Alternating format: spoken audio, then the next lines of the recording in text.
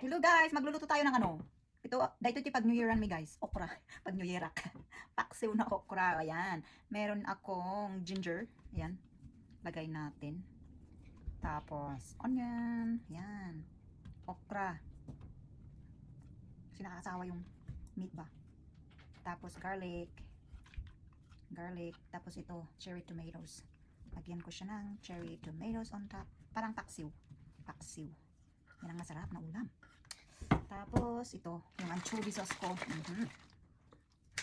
Yan, bagoong ko naman. Bagoong.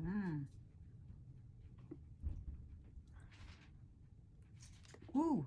Okay, continue natin. So, lagyan ko na ng anchovies. Tapos, lagyan ko siya ng white vinegar. Like and subscribe. Uy! Like and subscribe ka, no? Paksiw. Tapos, lagyan ko siya ng konting tubig. Sarap niyan kaya.